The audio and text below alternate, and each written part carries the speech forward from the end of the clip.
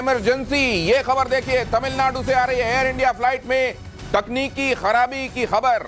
Flight के landing gear में किसी तरह की तकनीकी खराबी आई है और इसकी वजह से बताया जा रहा है कि त्रिची एयरपोर्ट में, त्रिची एयर स्पेस में वो लगातार ऊपर होवर कर रहा है। फ्लाइट वो इसलिए कर रही है ताकि उसका फ्यूल कम किया जा सके, और फिर अगर लैंडिंग गियर फिर भी काम नहीं करता है उस समय तक भी, तो बेली लैंडिंग, मतलब ये कि जो टायर हैं वो खुले नहीं है, लेकिन बेली केवल, मतलब अपने पेट का समझ लीजिए एक तरीके से, जो एयरक्राफ्ट का नीचे वाला हिस्सा है उससे वो पेट वाले हिस्से से लगभग लैंडिंग। इसको बेली लैंडिंग इसलिए कहते हैं कि ये कल्पना कीजिए कि एयरक्राफ्ट को आप एक किसी व्यक्ति के तौर पर सोचिए, और वो अगर अपने पेट केवल लैंडिंग करेगा तो वो कैसी लैंडिंग होगी, इसीलिए इसको बेली लैंडिंग कहते हैं। इसके टायर खुल नहीं रहे हैं, मतलब लैंडिंग के समय जिस तरीके से खुलना चाहिए इन टायरों को वो नहीं खुल रहे हैं, और इस वजह से ये अभी तक ये इमरजेंसी सिचुएशन बनी हुई है। आगे क्या होने वाला है हम आपको बताते हैं। हमारे पिंकी राजपुरोहित हमारी संवाददाता वहां से आपको और ज्यादा जानकारी दे रही हैं। पिंकी, कितनी देर से ये चल रहा है और क्या ऐसी स्थिति में क्या क्या हो सकता है? किसी एक्सपर्ट से बात हुई आपकी?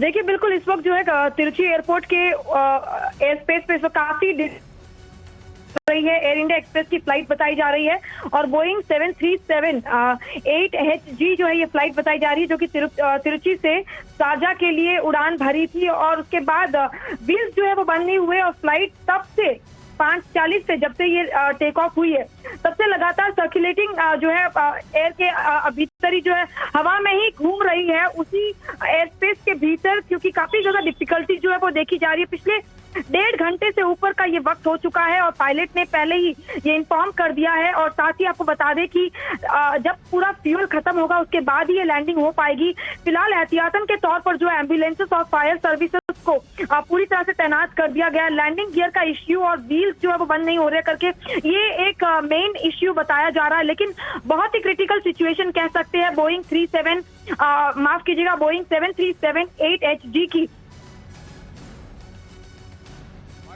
हर्षवर्धन जुड़ रहे हैं जो कि एविएशन एक्सपर्ट हैं, वो आपको बताएंगे कि ऐसी सिचुएशन में क्या किया जा सकता है और क्यों अराइज होती है ऐसी सिचुएशन। हर्षवर्धन जी, बहुत स्वागत है आपका। ये क्यों हुआ होगा? लैंडिंग गियर, मतलब इस तरह की सारी चीजों को टेक ऑफ से पहले चेक किया जाता है कि ये सब प्रॉपर फंक्शन कर रहे हैं कि नहीं, फिर ये क्यों हुआ हो सकता है?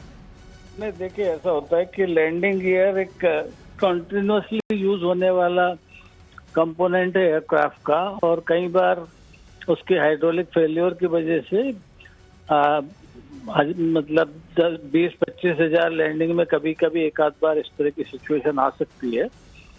तो इसमें सबसे पहला तरीका ये होता है कि जितना भी फ्यूल जहाज में होता है उसको खत्म करा जाता है जी, और फिर पहली लैंडिंग के लिए एयरक्राफ्ट को प्लान करा जाता है। तो जो रनवे है उस पे जो है बबल्स और सोपी मटेरियल जो है फैलाया जाता है ताकि एयरक्राफ्ट जो है दिल्ली पे लैंड कर सके जी। तो ये एक बहुत ही रिस्की सिचुएशन होती है, पर जो काबिल पायलट होते हैं उसको हैंडल कर लेते हैं।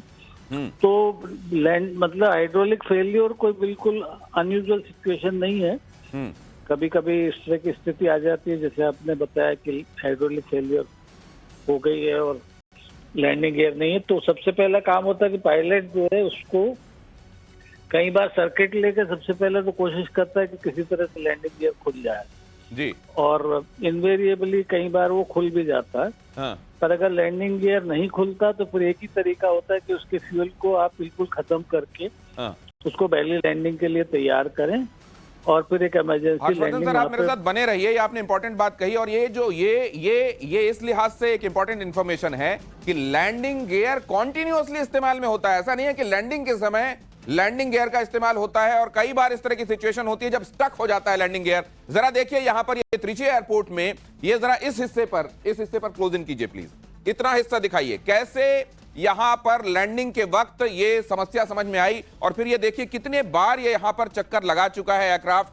ये फ्लाइट लगातार यहां चक्कर लगा रही है, और अभी की सिचुएशन में ये यहां पर देखिए, ये केवल ये जो कवायद चल रही है वो ये चल रही है कि लाइट किया जा सके, हल्का किया जा सके इस एयरक्राफ्ट को। क्योंकि अब क्या करना पड़ेगा, जैसे ही लैंड करने वाली सिचुएशन में इसको लाया जाएगा तो पहले सोपी मटेरियल जो बताया जा रहा है हर्षवर्धन जी की तरफ से, ताकि फ्रिक्शन की वजह से आग लगने का खतरा ना हो और वो आसानी से स्लाइड कर सके। क्योंकि अगर वैसे टारमैक में आप जानते हैं उसको लैंड कराने की कोशिश की जाएगी तो वो घर्षण की वजह से आग लगने का खतरा रहेगा और सेफ लैंडिंग नहीं रहेगी। ऐसे में पहले नीचे तैयारी हो रही है, ग्राउंड स्टाफ इसकी तैयारी कर रहा होगा कि वहां सोपी मटेरियल लगा दिया जाए ताकि जैसे ही वो लैंड करे तो फ्रिक्शन ना हो, घर्षण ना हो और आसानी से वो स्मूथ लैंडिंग हो गई।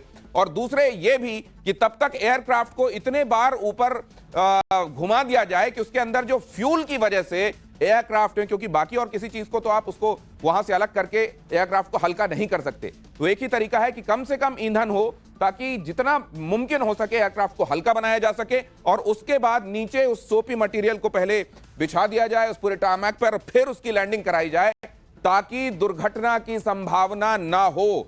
आप सबकी प्रार्थनाओं की जरूरत है क्योंकि इस तरह की सिचुएशन जाहिर है ये पूरी जोखिम भरी सिचुएशन है, आमतौर पर ऐसा नहीं होता ये, लेकिन क्योंकि ये पूरा तकनीकी मामला है, कहीं पर भी टेक्नोलॉजी के पूरे चाक चौबंद और दुरुस्त होने के बावजूद ऐसी होने की यहां पर लगातार हम ट्रैक कर रहे हैं। एक्चुअली ये फ्लाइट रेडार है, फ्लाइट रेडार 24 साइट, जिस पे जाकर हम आपको ये दिखा रहे हैं कि देखिए कैसे मंडरा रहा है।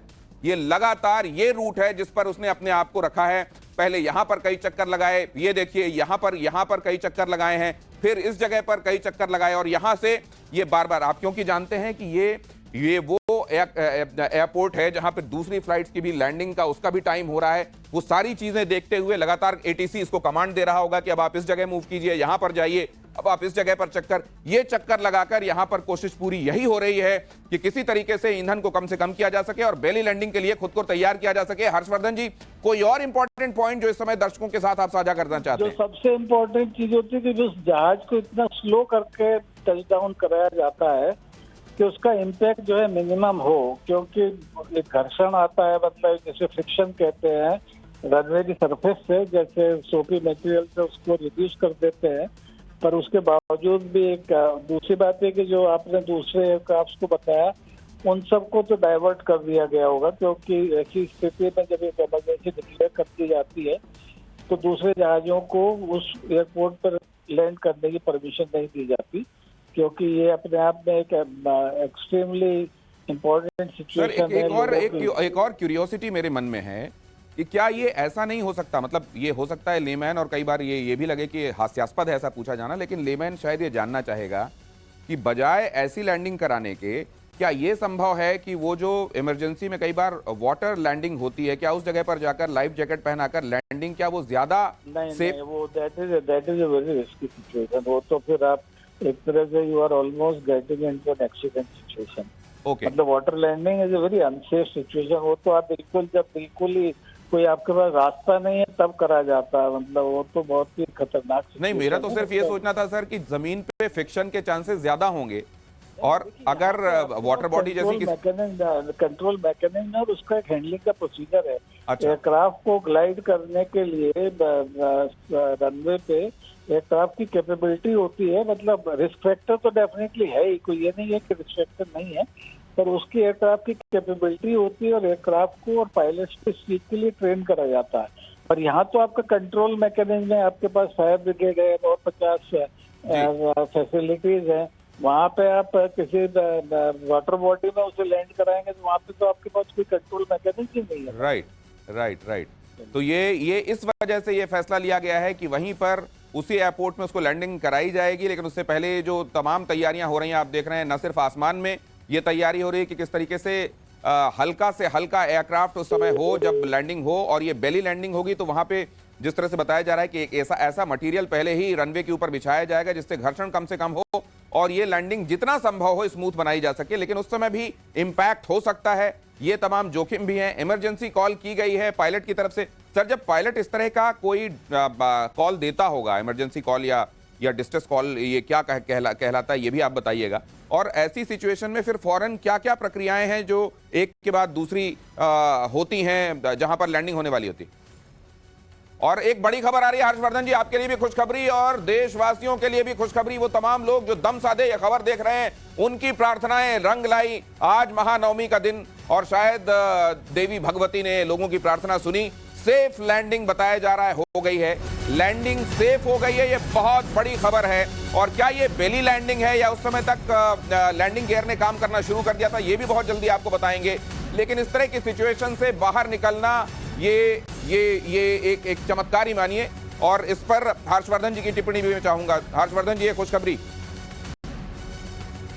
हर्षवर्धन जी जो हमारे साथ जुड़े हुए थे, उन्होंने आपको यह बताया कि जब लैंडिंग गियर काम नहीं करता तो किस किस तरीके की तैयारियां की जाती हैं और उसके बाद जोखिम के चांसेस क्या होते हैं, किस किस तरह की सिचुएशन अराइज कर सकती है, क्यों यह फैसला लिया जाता है कि किसी वाटर बॉडी जैसी जगह पर नहीं जाना है बल्कि उसी जगह पर रनवे में ही जाकर लैंडिंग करानी है। और यहां पर आप देख रहे हैं वो तस्वीरें जो वहां से आ रही हैं।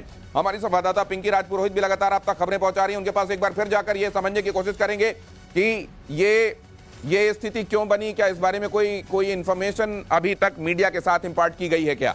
लेकिन यहां पर आप देख रहे हैं एम्बुलेंस तैयार रखी गई थी, नीचे हर तरीके से जो कंटिजेंसी मेजर्स हैं जो अपनाए जाते हैं इस तरह की सिचुएशन को पहले से दिमाग में रखकर या ये कंसीडर करते हुए कि कभी भविष्य में इस तरह की संभावना हो सकती है, तमाम जगहों पर ड्राई रन्स किए जाते हैं, मॉक ड्रिल्स की जाती हैं। इस सिचुएशन के लिए एक प्रोटोकॉल होता है, एक एसओपी होती है, उस एसओपी को फॉलो किया जाता है कि एक के बाद दूसरी ये तैयारी उस समय हमको करके रखनी पड़ेगी, जिसमें एम्बुलेंस भी तैयार रहेगी, जिसमें फायर ब्रिगेड भी तैयार रहेगा। इस तरह की सारी चीजें वहां पर तैयार करके रखी जाती हैं और यहीं पर देख रहे हैं आप वो तैयारियां, यहीं पर वो तैयारी, क्योंकि आप जानते हैं फायर एक्सटिंग्विशर्स जब कहीं पर जाते हैं तो फायर एक्सटिंग्विशर्स जिस मटेरियल का इस्तेमाल करते हैं वो इस तरह का मटेरियल होता है जो सोपी होता है। और उस तरह का सोपी मटेरियल जो होता है न सिर्फ फ्रिक्शन कम करता है बल्कि आग लगने की संभावना या घर्षण की वजह से किसी दूसरे तरह के जोखिम को कम से कम कर देता है। और इसीलिए फायर ब्रिगेड की गाड़ियां भी यहां पर थी जो उस तरह के फायर एक्सटिंग्विशर्स से लैस थी, जो अगर इस तरह की सिचुएशन में लैंडिंग करना पड़े, बेली लैंडिंग करना पड़े, तो उस तरह के सोपी मटेरियल को पूरे टारमैक में, पूरे रनवे में बिछा सकें जिस पर